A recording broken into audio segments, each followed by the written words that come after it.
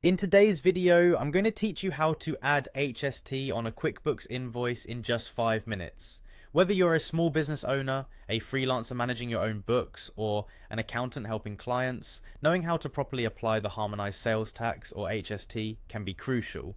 QuickBooks, as many of you know, is a widely used accounting software that helps manage finances, generate invoices, and comply with tax obligations.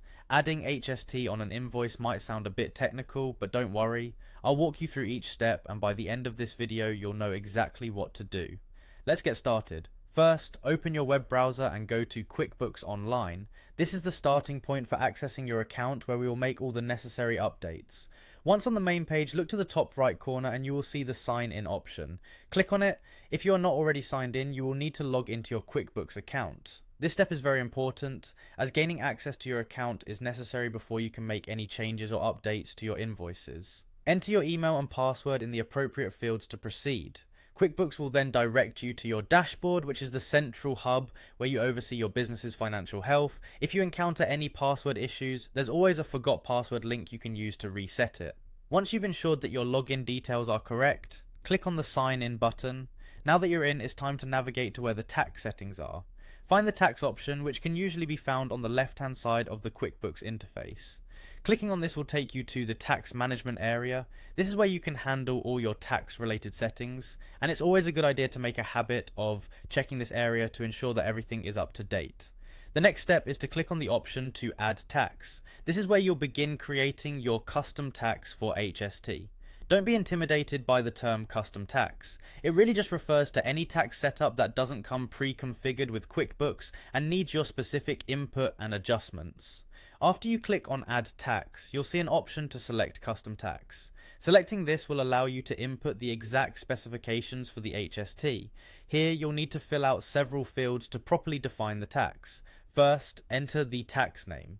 Giving this tax a clear and recognizable name helps to maintain orderly records, especially if you're dealing with multiple types of taxes. Next, proceed to add the GST. This stands for Goods and Services Tax and it is a component of the HST. You'll need to specify the rate at which the GST is applied. Make sure to double check these values to prevent any errors in invoicing. Accuracy is key to ensure you're in compliance with federal and local tax laws. In the following field, you will want to enter the tax agency name. This is crucial as it identifies the governmental body that the taxed amount will be paid to. Gather this information in advance if you haven't already. It helps maintain clarity in your accounting records. Continue by inputting the remaining details required for your custom tax setup. This might include the specific regions where the tax is applicable or any particular conditions tied to its use. This is an area where having accurate and complete information is important, so take your time reviewing it.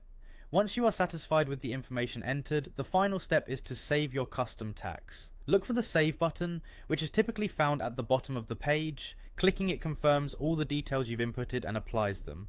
Congratulations, you've now successfully added HST to QuickBooks, and it will be automatically included in your invoices as applicable. Remember, regularly reviewing your tax settings can help prevent issues down the line, so make a habit of revisiting this setup periodically, or when your business undergoes significant changes. And there you have it, a straightforward way to ensure your invoices reflect the correct tax rates and requirements.